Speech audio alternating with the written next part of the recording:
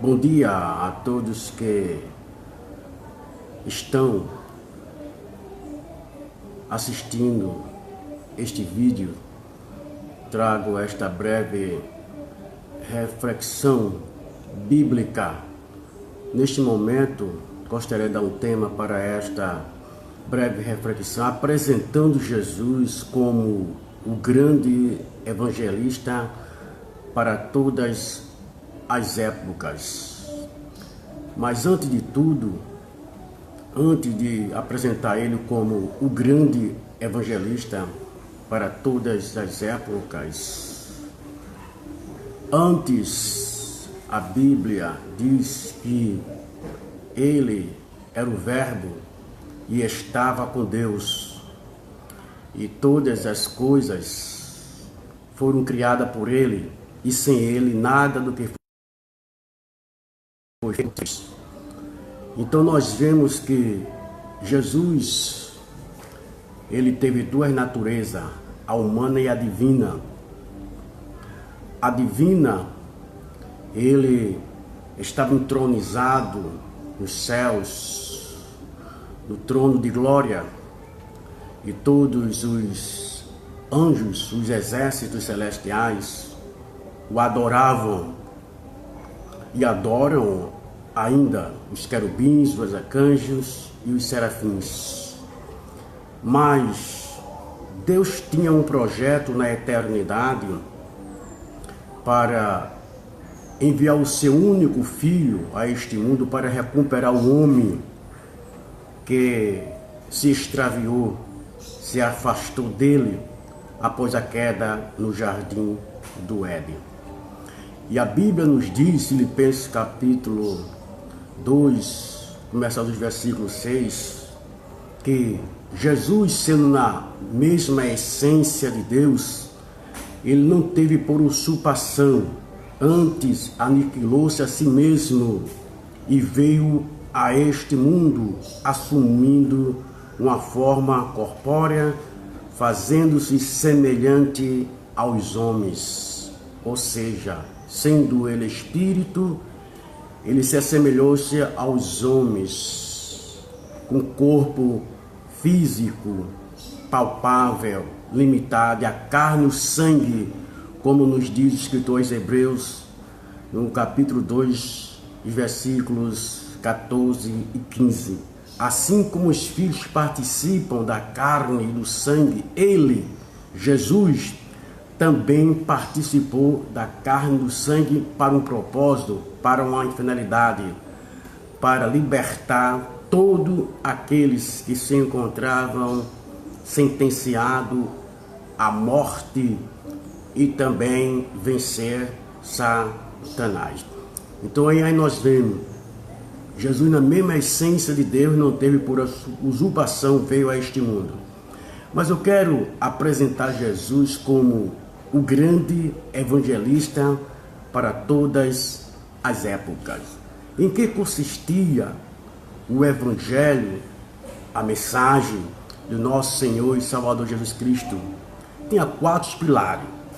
Sim, eu vou dizer, vou mostrar aqui 4 pilares. Ou seja, Jesus ensinava, Jesus pregava o evangelho do reino de Deus, Jesus libertava as pessoas das suas enfermidades físicas e Jesus também libertava as pessoas das suas enfermidades espirituais, ou seja, expulsava os demônios das pessoas.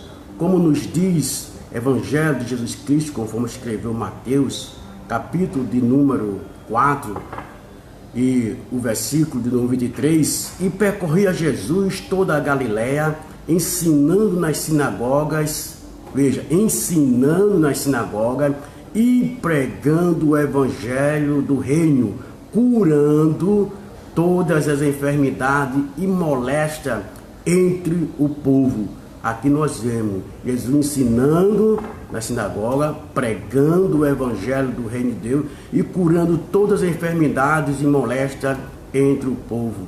Ensinando, ou seja, um novo ensinamento ele veio trazer. e pregando o evangelho do reino de Deus, como dissera, né? O reino de Deus está entre vós, o reino de Deus é chegado. E que consiste o reino de Deus? O governo de Cristo na vida de todos aqueles que iriam aceitá-lo como Salvador e Senhor. Então, aprendendo com Jesus, o grande evangelista de todas as épocas. Nós vemos na Bíblia Sagrada ele evangelizando várias pessoas, e cada pessoa de maneiras diferentes.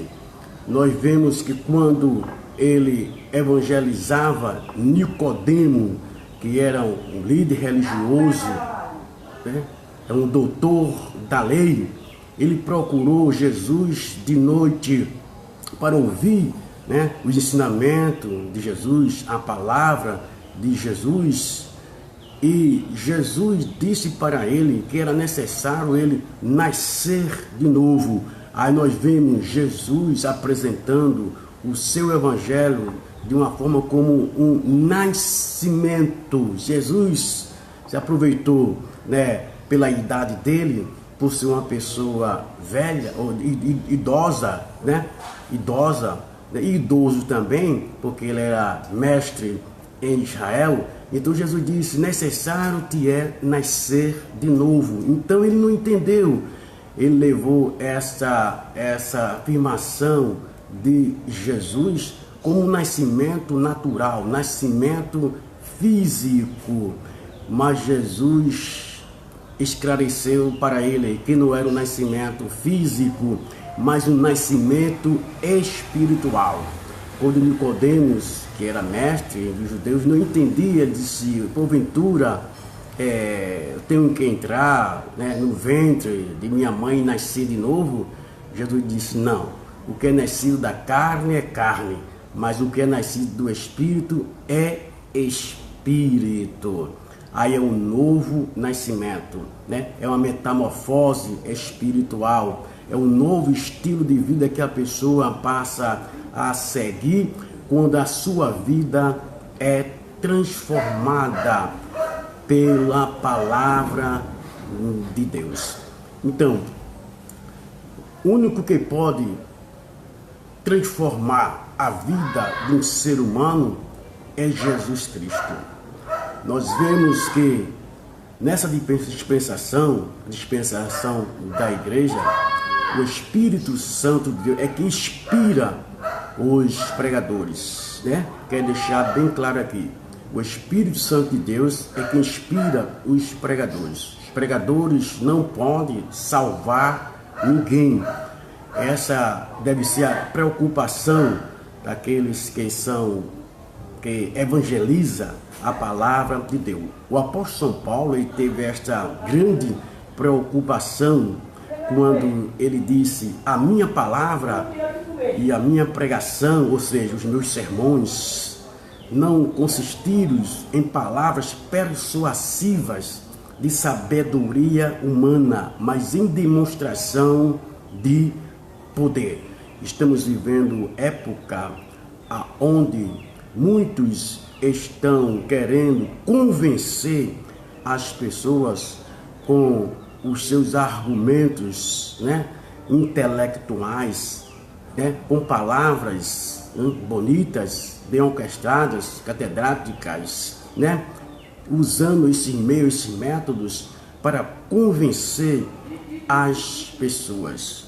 Mas nenhum ser humano, por mais intelectual, por mais preparado que seja, ele pode convencer uma pessoa através da sua eloquência.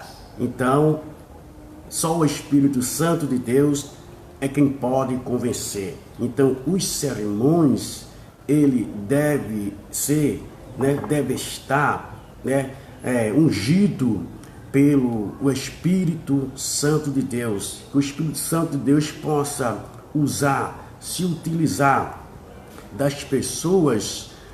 Só assim as pessoas irão se convencer. Porque este é o papel do Espírito Santo de Deus na igreja e na vida de cada cristão individualmente falando. É inspirar os pregadores usando as palavras de Deus, o Evangelho de nosso Senhor e Salvador Jesus Cristo. Nós estamos vivendo época difícil, onde muitos métodos e muitas práticas têm sido utilizados para falar a respeito do Evangelho de nosso Senhor e Salvador Jesus Cristo. Mas Jesus ordenou a sua igreja a pregar o seu Evangelho. Ide por todo o mundo e pregai o Evangelho a toda criatura, né? Toda criatura, né? Quem é que precisa de salvação?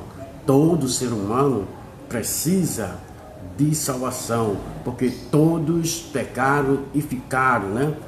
Distanciados da presença gloriosa de nosso Senhor e Salvador Jesus Cristo. Então, para Nicodemo, Jesus disse que ele tinha que nascer de novo. Talvez eu esteja falando agora para pessoas, né, de idade avançada, que ainda não tiveram, né, essa experiência do novo nascimento. Talvez você nunca ouviu falar, né, essa palavra novo nascimento. Esta expressão foi usada por nosso Senhor e Salvador Jesus Cristo, o grande evangelista, ao líder, né, espiritual, o mestre em Israel. Ele tinha que nascer de novo. Assim como você, para vir a este mundo físico, você teve que passar pelo nascimento, né? Você foi gerado no útero de uma mulher, 9 meses passou, então você nasceu. Primeiro você foi gerado para depois nascer. Então você nasceu em um mundo físico, em um mundo material. O que fez os seus pais? Levaram em um cartório e registraram você naquele cartório. Você passou a ser um cidadão brasileiro, né? Talvez você seja um americano, qualquer outro país que esteja, nacionalidade que esteja ouvindo esse vídeo, então você passou a ser um cidadão desse seu país, porque foi registrado em um cartório.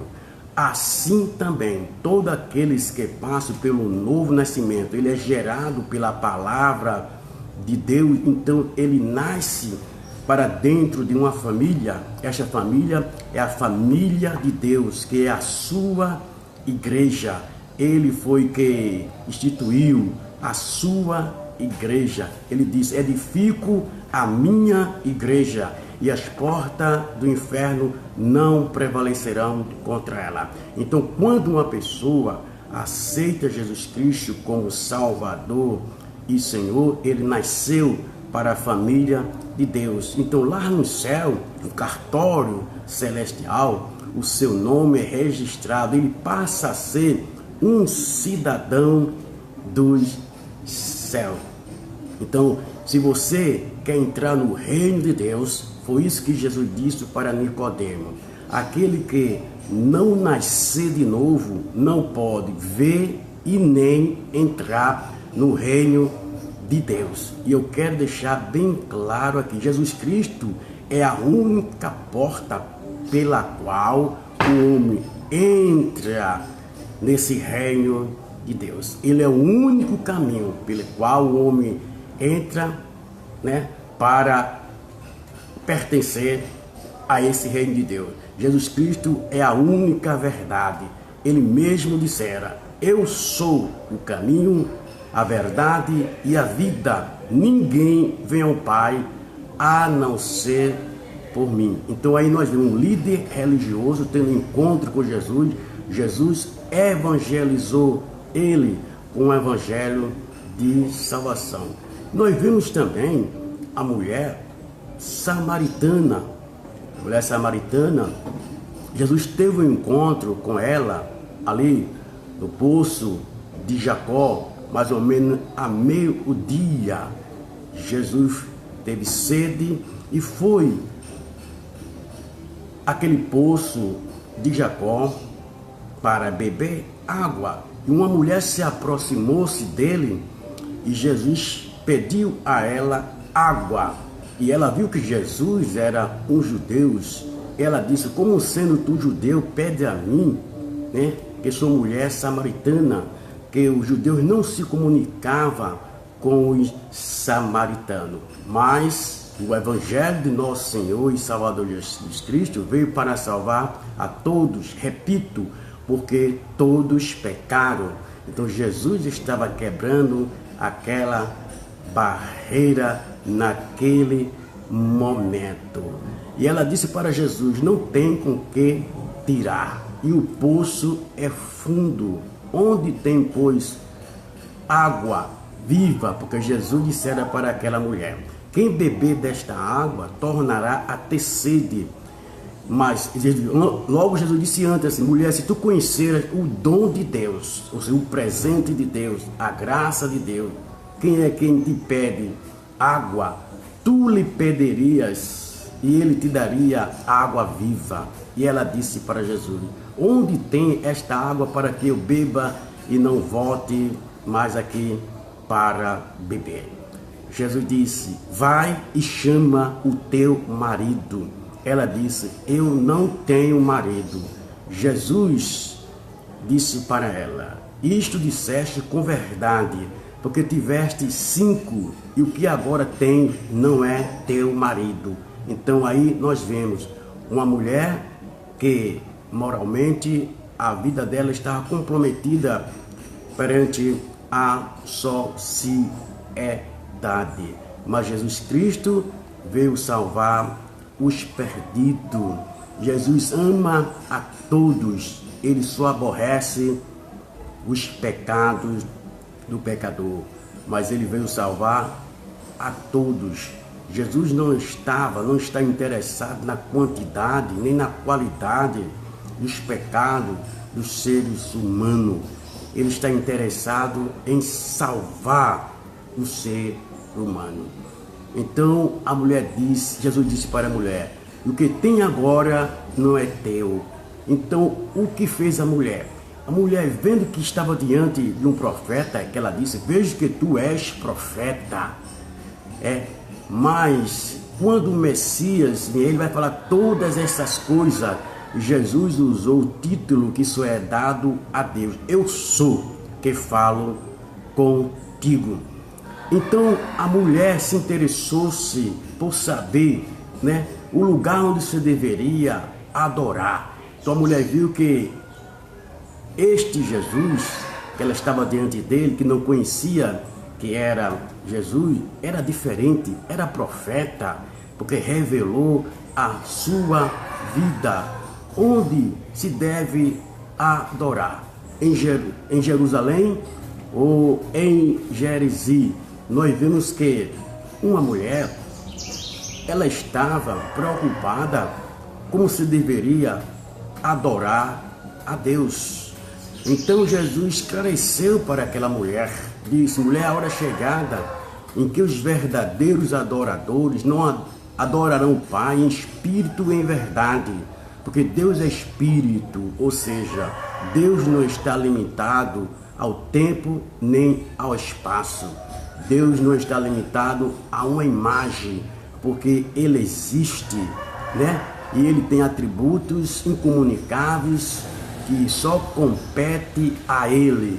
Então, ao invés do homem se prostrar diante de um homem, diante de outros supostos deuses, diante de uma imagem, por que não se prostrar diante de Deus, que é Espírito? Então, neste momento, estou falando para você, esclarecendo a você, mais de 2000 anos faz que Jesus esteve aqui. Então esta mulher, ela estava preocupada, né? O lugar onde se deveria adorar, como se deveria adorar. Então Jesus esclareceu para aquela mulher, disse: não é nem em Jerusalém, nem no Monte Gerizim. Por quê? Os judeus adoravam em Jerusalém, porque Salomão fizeram um templo ali, e Deus abençoou aquele templo, dizendo que toda oração que fosse feita naquele templo ali, Deus ouviria, porque os seus olhos estavam voltados para aquele lugar. E também os judeus sabiam que o Salvador, o Messias, viria também do judeu, e Jesus veio da tribo de Judá, né? E os samaritanos no Monte Gerizim, ali, por ser um monte onde Deus lançou as bênçãos, o Monte Ebal, Deus lançou a maldição, eles adoravam também voltado para aquele monte ali.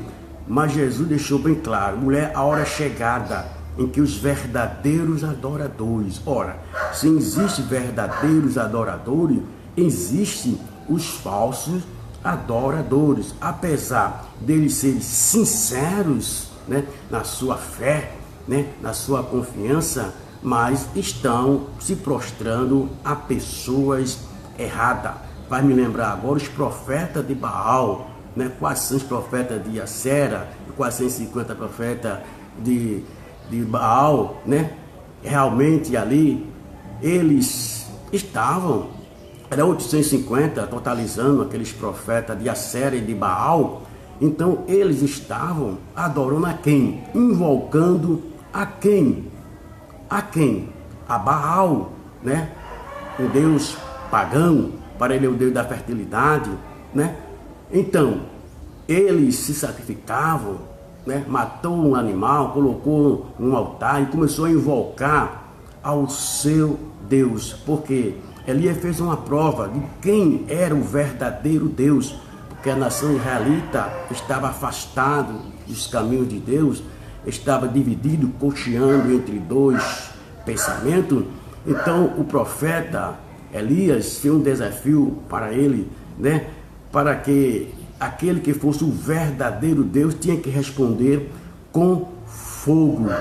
Então, nas primeiras horas, até meio-dia, os profetas de Baal invocaram ao seu Deus, Baal, e ele não atendeu. Veja que ele era sincero, estavam se sacrificando, se retalhavam, né? Mas Baal não mandou fogo do céu. Então Elias ajeitou, arrumou o altar do Senhor e orou com poucas palavras, e Deus mandou fogo do céu, consumiu todo o holocausto. Elias orou ao Deus do céu, né? O Criador dos céus e da terra. O ser humano, ele vive em uma cegueira espiritual. Ele não entende, não compreende que existe um Deus Criador dos céus e da terra. Por que os seres humanos não adoram exclusivamente a esse Deus em espírito e em verdade? Eu quero deixar bem claro aqui, existe uma cegueira espiritual, uma cortina espiritual na mente do ser humano. O apóstolo São Paulo mostra esta realidade nos Coríntios capítulo 4 e versículo 4. Se o nosso evangelho, veja mesmo, o apóstolo São Paulo diz, se o nosso evangelho, ou seja, o evangelho que ele pregava, evangelho do nosso Senhor e Salvador Jesus Cristo, se o nosso evangelho está encoberto, ou seja, escondido para alguns, não entende, não compreende ainda, ele diz, está naquelas pessoas nos quais o Deus deste século cegou a mente, o entendimento dos incrédulos, para que a luz do Evangelho de Cristo não resplandeça. Então, há uma cortina espiritual que cega o homem dele ver, entender na pessoa de nosso Senhor e Salvador Jesus Cristo o único Salvador que pode salvar as suas vidas. Então, esse é um pecado da incredulidade, é um pecado espiritual. quero deixar bem claro aqui, o Deus deste século cegou o entendimento, a mente das pessoas. Então, foi Satanás que cegou a mente das pessoas. Isto aconteceu lá no jardim do Éden, quando Adão e Eva foram incrédulos às palavras de Deus, que Deus condicionou a felicidade dele, a eternidade dele, a eles não comer do fruto do conhecimento do bem e do mal, porque no dia que ele comer, certamente eles iriam morrer. Então, eles foram incrédulos à palavra de Deus e cederam à tentação e comeram daquele fruto proibido. Então, aí está o pecado original.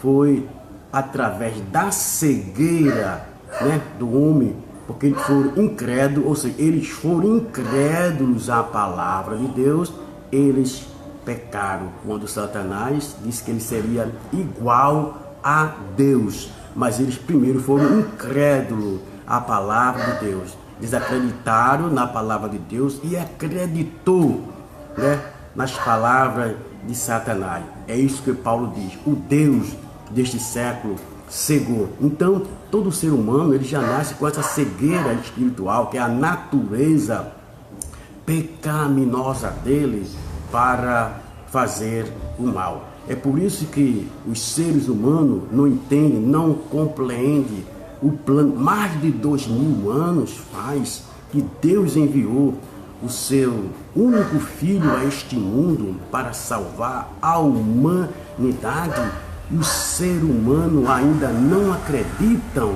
né? Tem facilidade de acreditar em uma mentira do diabo, sim, em uma doutrina do diabo, porque há ensinamentos diabólicos e há ensinamentos também de homens, né? De homens são todos aqueles ensinamentos que substituem a palavra de Deus. Como saber que o ensinamento não é bíblico, não provém de Deus? Quando não tem base bíblica, né? Quando certos líderes se levantam, né, ensinando ao povo a adorar a outros deuses, a se prostrar-se diante de outros deuses, então esses ensinamentos são contrários ao ensinamento de Deus. Porque o primeiro mandamento, né, da lei é este: ouvi Israel, o Senhor é o único Deus, só a Ele prostrarás e só a Ele prestarás culto. Não farás para ti imagem de escultura do que há nos céus. Veja mesmo, quem está no céu?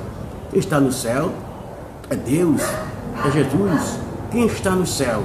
São os anjos, são arcanjos, são os querubins, né? E muitos dos servos de Deus que passaram por este mundo estão no paraíso. Abraão, Isaac, Jacó, Moisés, Maria e os apóstolos, todos eles estão no paraíso. Então a Bíblia já no Antigo Testamento já diz no capítulo 20: não farás para ti imagem de escultura daquilo que há nos céus, daquilo que há na terra e daquilo que há debaixo da terra. Veja que Deus é bem claro com respeito a falsos deuses, a falsa adoração. Então só se deve adorar a Deus. Quando a pessoa adora a outros deuses, está dando a glória que é devida a Deus a esses supostos deuses. Quando a pessoa limita a Deus, faz uma estátua desses supostos deuses ou desses personagens, seja daqueles que estão no céu, né? Como disseram, querubins, né? E na terra também personagens influentes, debaixo da terra, pessoas que já morreram também, é falsa adoração. Então, Deus teve a preocupação de colocar logo nos 10 mandamentos que somente Ele é quem deve ser adorado. Então, neste momento, a quem você está adorando? A quem você está se prostrando? A Bíblia, ela mostra a quem se deve adorar. Talvez você nunca leu a Bíblia, mas leia a Bíblia, a palavra de Deus, que ela vai lhe orientar. Então, quando o homem não adora ao verdadeiro Deus, adorando outras pessoas, ele está no caminho errado. Ele está no caminho errado. Porque Jesus foi bem claro à mulher samaritana. Deus é espírito, ou seja, Deus existe, está na dimensão espiritual. Ele transcende a tudo e a todos. Então se deve adorar Ele em espírito e em verdade. É uma disposição espiritual, ou seja, não depende de nenhuma imagem, não depende de um ser. Veja meu, pela lógica, quando eu me prostro diante uma imagem, eu pergunto, Salmo capítulo 15 já fala também com respeito aos falsos deuses que são fabricados, reproduzidos pelo homem. Ele tem boca, não fala, tem olhos, não vê, tem mão, não apalpa, tem pé, nem anda, tem ouvido, e aí vai. Pode ler Salmo de número 15. Então, quando o homem está prostrado de um suposto Deus, seja ele de pedra, de prata, de ouro, de metal, ele não está diante de um ser, de uma pessoa que é o ser espiritual, de uma pessoa que é espiritual, porque Deus é onisciente, onipresente e onipotente. Então, se ele é onisciente, onipresente, onipotente, por que não se prostrar? Por que não pedir a Ele? Por que não confiar a Ele? Eu pergunto, será que Abraão, o pai da fé, ele é onisciente? Ele é onipresente? Ele é onipotente? Ele pode interceder? Ele pode ouvir? Se ele não nos ouve, se ele não nos vê, ele não está em todo lugar, ele não contempla todos em todo lugar. Eles são limitados, não tem nenhum atributos, né? Principalmente esses atributos que só competem a Deus, que são incomunicáveis, a onisciência, a onipresença e a onipotência. Então, vale a pena depositarmos a nossa confiança nesse Deus que é Espírito. Então, como eu dissera, Abraão não pode interceder pelo ser humano. Moisés também, que Deus falava cara a cara com ele, não pode também interceder, nem ouve a oração e nem ver todo ser humano sobre a terra. Jacó, os patriarcas, todos os profetas, Elias, né, que representa os profetas, também não pode interceder, nem ouvir, nem sabe o que se passa em nossa mente. Mas a Bíblia diz, somente Deus é que conhece o nosso pensamento, o nosso deitar e o nosso levantar, né? Maria, mãe de Jesus, que foi agraciada, pelo qual Jesus veio a este mundo, ela também não pode realmente interceder, fazer nada. Pelo contrário, quando faltou vinho, ela disse, fazei tudo quanto ele vos disser. E foi Jesus quem transformou águas em vinho. Os apóstolos, nenhum dos apóstolos também podem interceder pelo ser humano. A Bíblia nos mostra que no céu há um só mediador entre Deus e os homens, Jesus Cristo, homem.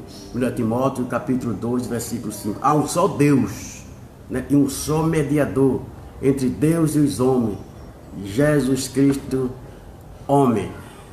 Então trago essa breve reflexão, esclarecendo quem é a pessoa de nosso Senhor Jesus Cristo, né? Que Ele é o Filho de Deus, que Ele é o Salvador do mundo, que Ele é o Criador de todo o universo, E ele não teve por usurpação de ser igual a Deus, mas veio a este mundo para pregar, né, o evangelho do reino de Deus e, acima de tudo, concluir, né, aquele plano de Deus que estava desde a eternidade para restaurar o homem perdido, como está registrado em Apocalipse 3:8, que o Cordeiro de Deus já havia sido morto desde a fundação do mundo, ou seja, Deus já tinha um plano para restaurar este homem ao seu estado original. Então Jesus veio a este mundo pregando o evangelho do reino de Deus. Arrependei-vos porque é chegado o reino de Deus. Então pessoas que tiveram encontro com Jesus e suas vidas foram transformadas. Nicodemo, o doutor, a mulher samaritana que não tem uma vida moralmente digna diante da sociedade. Nós vemos também uma mulher adúltera também, quando os líderes religiosos levaram a presença de Jesus para apedrejar ela. E Jesus perguntou àqueles líderes religiosos: o primeiro dentre vós que não tiver pecado, jogue a primeira pedra. E Jesus inclinando-se, né? Nós vimos Jesus inclinando-se e escrevia na areia. Nós não sabemos, mas com certeza Jesus estava denunciando os pecados deles, né? Vou conjecturar, né? Aqueles que dizem que não adultera e adulteram, aqueles que dizem que não rouba e rouba, aquele que diz não tomarás o nome do Senhor teu Deus em vão e toma o nome do Senhor teu Deus em vão, aquele que não cobiça e cobiça. Então Jesus estava ali realmente desmascarando ele ali. Eles viram que realmente eles cometiam também pecado. Jesus se levantando perguntou para aquela mulher: mulher, onde estão os teus acusadores? Ninguém te condenou? Eu também não te condeno. Vá em paz e não peques mais. E vemos Jesus aí salvando uma mulher adúltera. Nós vimos também Zaqueu, que era considerado, né, pelo judeu por ser um funcionário público, né, cobrava imposto a Roma, não via com bons olhos.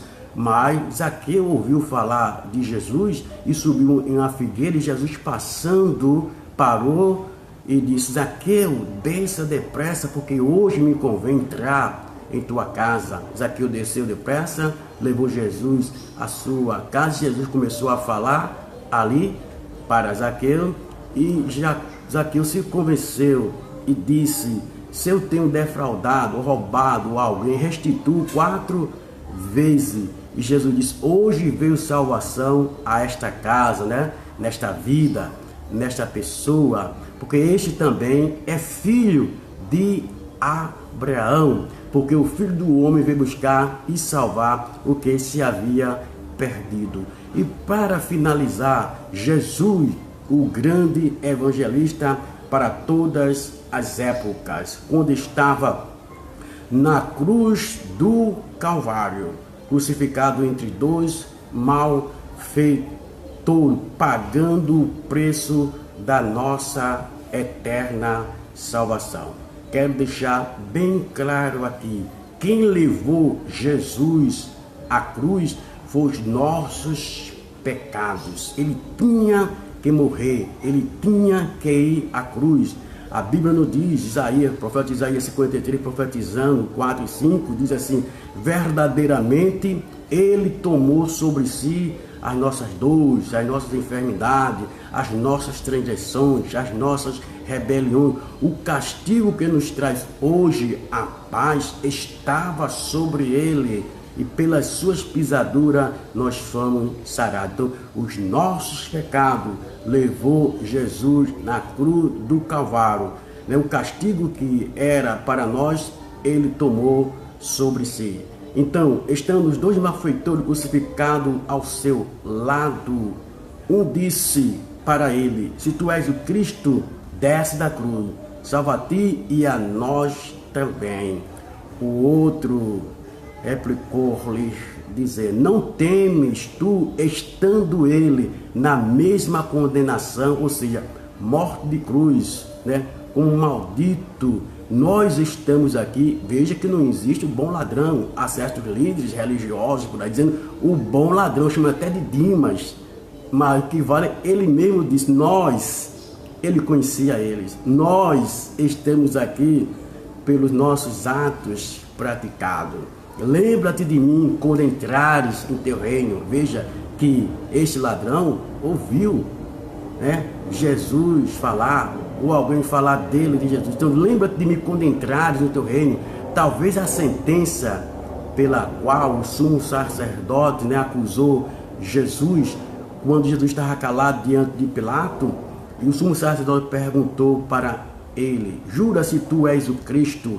E Jesus disse: tu o disseste. Em breve verei os céus abertos e o Filho do Homem vindo com poder e grande glória.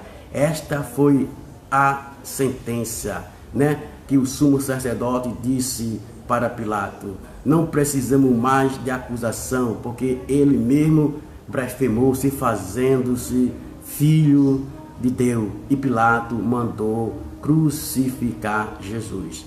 E Jesus viu a sinceridade, arrependimento no coração daquele ladrão, assegurou a salvação dele. Hoje mesmo estarás comigo no paraíso. E concluiu na cruz do Calvário o grande evangelista, né? Não somente ele foi um evangelista, mas ele foi profeta, ele é sacerdote, ele é rei dos reis e senhor dos senhores, para todo sempre. A ele seja dada toda a honra, toda a glória e todo louvor. Só a ele se deve adorar e prestar culto em espírito e em verdade, porque ele está à procura dos verdadeiros adoradores que assim procedem.